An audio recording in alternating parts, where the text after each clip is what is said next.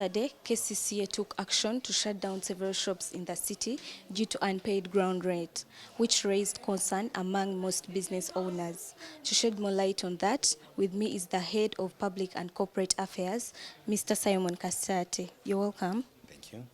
So yesterday it so happened some shops were shut down due to the unpaid ground rent. What led to that? Were these people in know of that their shops are going to be shut down, or they weren't? Just to put it in proper perspective, we closed buildings, not shops. Property rate is a levy that local authorities such as Kcca levy on commercial buildings operating within their area. It is a tax that's paid by the landlords. By the time we move in to close a building for non-payment, that is in fact our last resort. We have carried out several engagements, from joint assessments with the landlords, from bidding them, from appreciating their concerns, taking in their suggestions of a payment plan, in fact extending and giving them grace periods, and every other such modality that fits within the realm of basic decency and decorum. Well, it so happens that most of the buildings that you closed down, most of these people that work in these buildings were complaining. They were requesting that, is there a way they can maybe work with KCCA or the government and pay this money or fees to you directly to avoid such inconveniences? Because most people yesterday happened not to work at all. Tenants or business owners in these buildings have a commercial relationship or obligation with their landlords.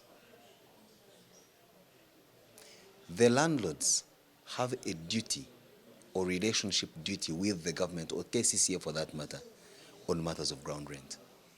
Now, if you want us to direct the deal with the tenant and not their landlord because of a failure on the landlord side, I think you're asking us to overstep our mandate as a government agency. We know for a fact, indeed, that the ground rent is paid from the rent that these businesses or tenants do pay. If you want, I can even break down how we calculate this. Our evaluators go to a building, assess how much rent they expect from this building. They share that value with the landlords and say, we will allow you up to about 50%, 22% for usual maintenance of the building, the other percentage as a consideration for a time in the year when their building may not be fully occupied. And then it is from the balance that we charge the 6%, or that small little percentage that we call ground rent. So by the time a landlord defaults on the ground rent, there shows a clear and well-manifested lack of goodwill on their part. It is a pity that tenants enter tenancy agreements with landlords who negate on their own responsibilities to the state. Rather than appeal through the media, now let me use the media to appeal to and educate tenants to take legal redress in courts of law because they sign tenancy agreements with their landlords. And I want to believe that in each and everyone's tenancy agreement, if they are discerning enough, they must include clauses that give them recourse should there be such an inconvenience as the landlord not being able to honor their own obligations. The landlords will never bat an eye if they're going to close down a shop for non-payment of rent. So why should the tenants in there suffer as a consequence of their landlords not being able to honor their own obligations to the state? Wow, that's quite absurd. Wait, that action came out like in a hash rate, was judged by the public to be a hash rate, basically the traders, whereby they were saying that these people pay their fees, they pay their taxes fully in time, but then also the services they get in return. They were relating this to the poor road network in the city. What would you have to say on that? When we collect this ground rent and other taxes that we collect on behalf of government, trading licenses and any other, we do not keep it here at source at Kcca. We collect it and send it to the consolidated fund of the government. Then we also go to the same process of budget appropriation by seeking funding for us to deliver on the basic services that we offer this city, including and not limited to infrastructure development such as roads and drainages. Now, we, for example, in the last financial year asked for 100 billion for routine maintenance of our roads, and government in its wisdom gave us 26 billion. So out of 100 that we required, government gave us a fraction of 26%. We can only do so much with the available budget. So I would want our citizens generally, and traders specifically, to understand that when you pay money in ground rent or trading licenses, it does not come to the coffers of Kcca. Well, speaking of the fact that you received only the 26 from the amount you asked for, recently certain funds were released, UNRA got its share, but then Kcca is nowhere to be seen. In a way that, should we think that Kcca is funded by maybe any other avenues? If so, you can let us know about them. We receive money directly from the consolidated fund, and we also receive money from the road fund. All this is for specifically road maintenance. And yes, I'm happy to inform you that we recently also got a release. And if you have bothered to look around, and I invite you to do so using your cameras, to go around the city and see the incredible work that we're trying to do on fixing the bad state of the roads, given the available resources. We could have done a lot more if we had more money than what we were released. But for what we get, we are doing our level best to fix what there is that's broken. From yesterday's coincidence, it so happened that it caused so much commotion that for instance, the association Kacita, they reacted, they warned I quote, saying if Kcca does not work well or respond to our actions right now, we shall mobilize our traders to stop paying taxes. Is, like, in your own opinion, do you think that would affect Kcca in any way?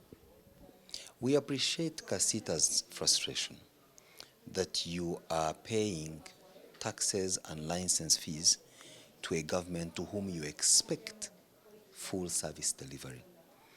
And we as Kcca are awake and cognizant of this desire that every citizen, it doesn't matter whether you're a city trader, you could even be a pupil in a Kcca school, because Kcca runs about 78 primary schools, UPE schools in this city, and about 22 universal secondary school education schools.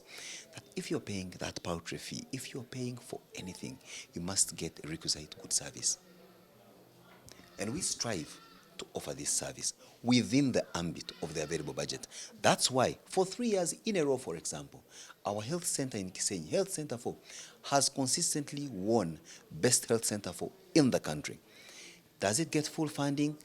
To the greatest extent, not, but we use the available resources to deliver services. So yes, we are cognizant of the frustration of many city people, but for them to say they will not honor their obligations to the state because the state has not honored their obligation to them to the fullest extent is a little bit of I would say, ill-informed decision, and would appeal to them to exercise restraint from acting outside the law, as we also strive as much as we can to ensure that we meet their expectations in as far as service delivery is concerned.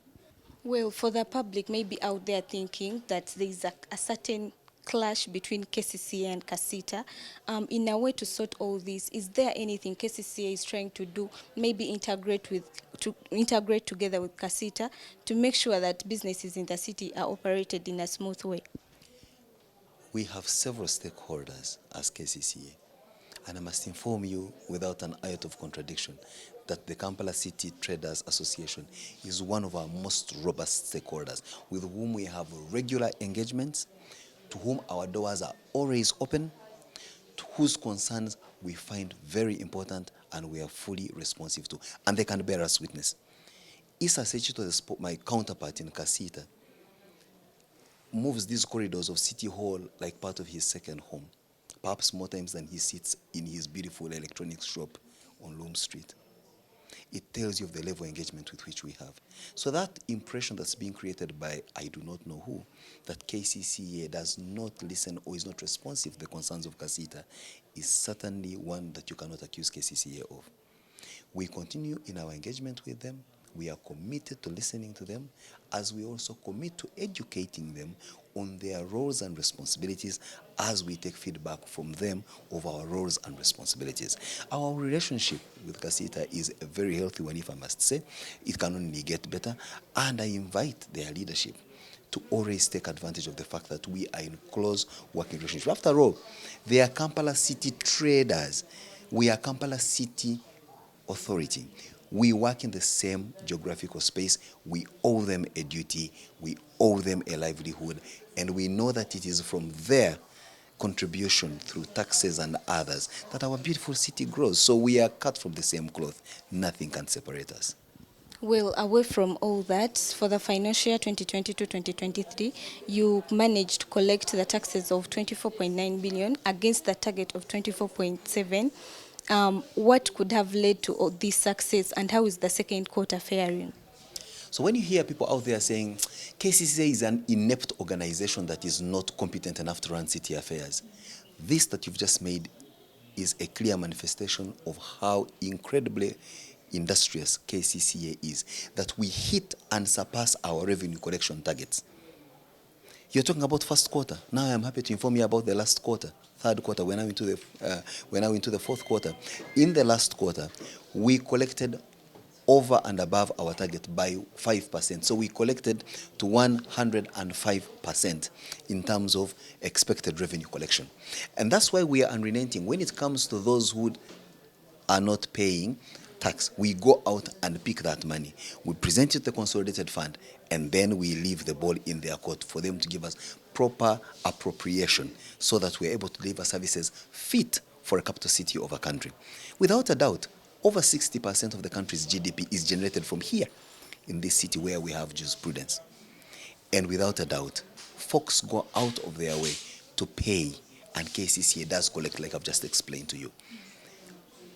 Our appeal remains to government that can the citizens of Kampala begin to see that preferential treatment commensurate to how much they contribute to the gross development of the country. To answer your question very specifically, for us it's not a moment to chest thump and say, yeah, since we've met our budget collections or our revenue collections, then we are tuli bashitalonyo. No. Matter of fact is we know that there is quite a lot of money out there that ought to be collected, and we will go to every length to ensure that we collect it on behalf of government, because government service delivery is on the basis of how much it collects from its citizens.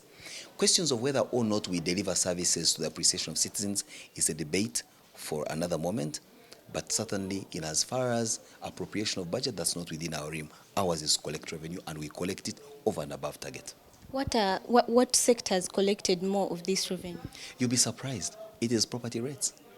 This is a concrete jungle.